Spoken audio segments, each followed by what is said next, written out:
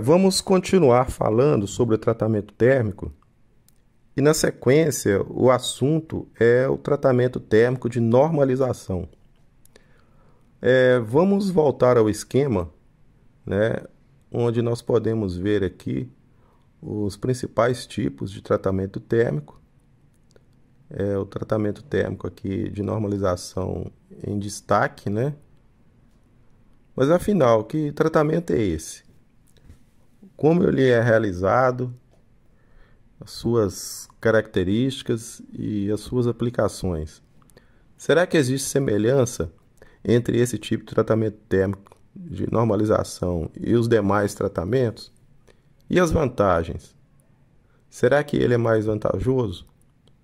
Então, para conhecê-lo melhor, nós vamos iniciar aqui refletindo um pouco. Imagine que existe uma demanda de um projeto onde necessita-se obter um material com microestrutura homogênea, ou seja, com granulação refinada. Como se fosse uma alternativa que a indústria devesse oferecer. Então, qual seria o processo de tratamento térmico adequado para obter essa estrutura? Bom, então vamos entender como que funciona o tratamento térmico de normalização. Ele se dá por meio do aquecimento do aço a uma temperatura acima da zona crítica. E em seguida ele é resfriado ao ar. Para aquecer o material, usa-se a temperatura média em torno de 900 graus e o resfriamento até a temperatura ambiente. Já o tempo de procedimento varia de acordo com a espessura do material. Dessa forma, é possível transformar a estrutura com grãos grosseiros em componentes com melhor homogeneidade de propriedades mecânicas. Então, nós podemos dizer que a principal função do tratamento térmico de normalização é melhorar a dutilidade, ajustar o tamanho de grão, reduzir a dureza e produzir uma estrutura definida, e também regular a textura bruta de fusão.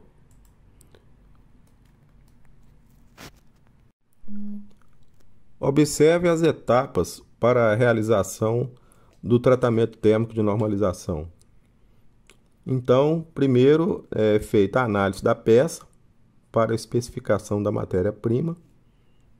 Em seguida, para dar início, realiza-se o aquecimento acima da zona crítica e, após, nós temos então o resfriamento, que é feito ao ar até alcançar a temperatura ambiente.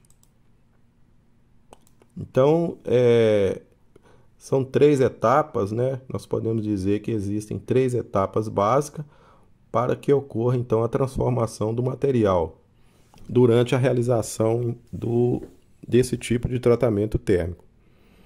Então, a primeira fase é o que a gente chama de estágio de recuperação. Então, durante essa fase de recuperação é usado um forno, ou um outro dispositivo de aquecimento para elevar o material a uma temperatura onde as suas tensões internas sejam aliviadas.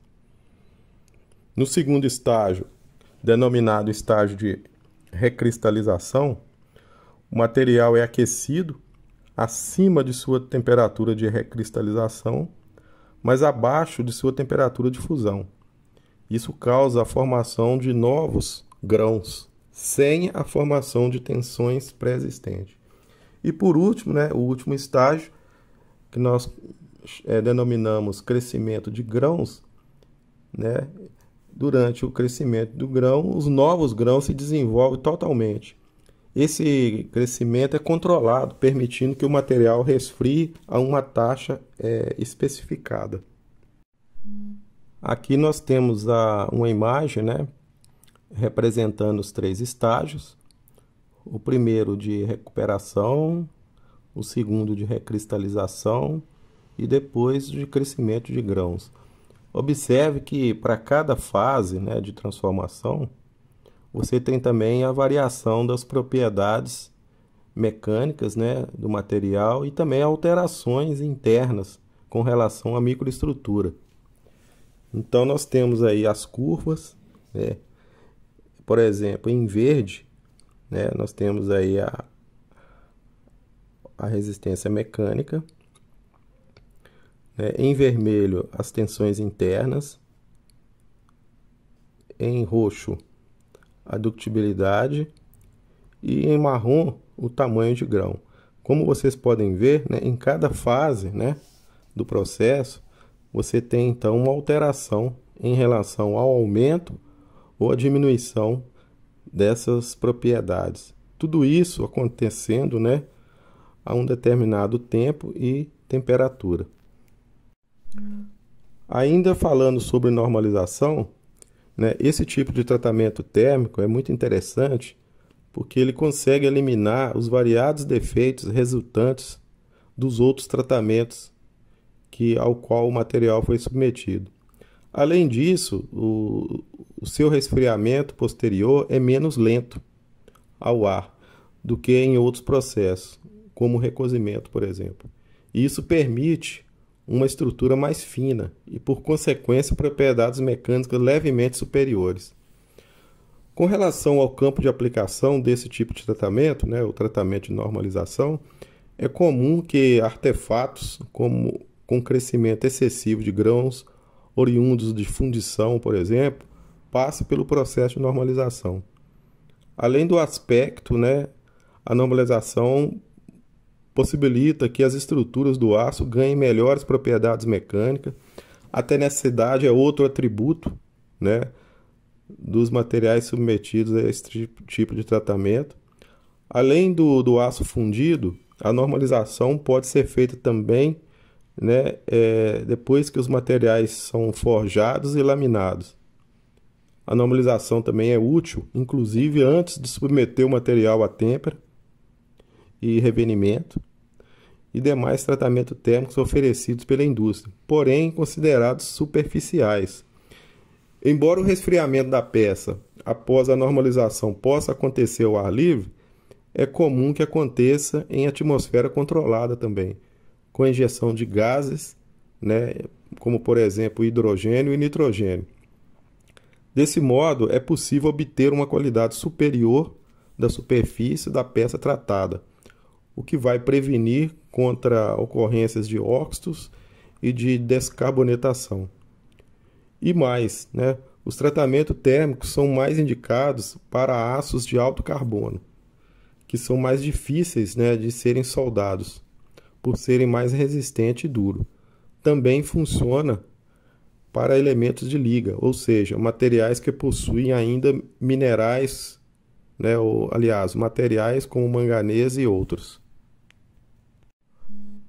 Fazendo uma análise, né, e considerando a aplicabilidade desse tipo de tratamento térmico, né, nós podemos dizer que o tratamento térmico de normalização tem como seu principal objetivo focar mais na microestrutura do que nas propriedades mecânicas.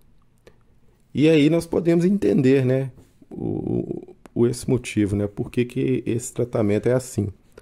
Porque se você observar, né, o próprio nome, né, do tratamento, que é normalização, o seu contexto é o quê? Né? O significado de normalizar é justamente uniformizar. E daí vem, né, o seu principal objetivo. Né?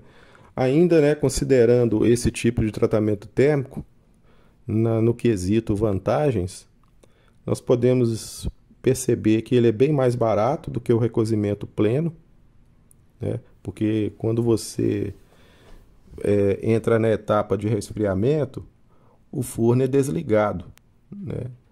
Então, no caso, né, desligando o forno, você economiza energia, né? E isso vai trazer uma certa redução de custo na realização desse tipo de tratamento.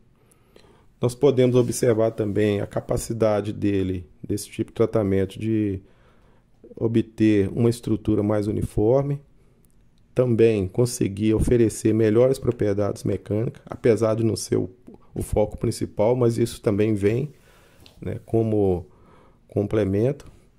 E ideal para a fabricação de peças mecânicas, né, elementos de máquinas em geral, tais como engrenagens, eixo, chassis de veículos e estruturas em geral.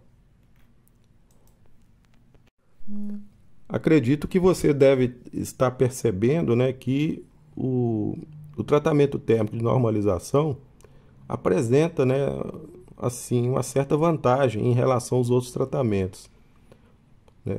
E isso ocorre, inclusive, quando o objetivo é obter uma estrutura mais uniforme.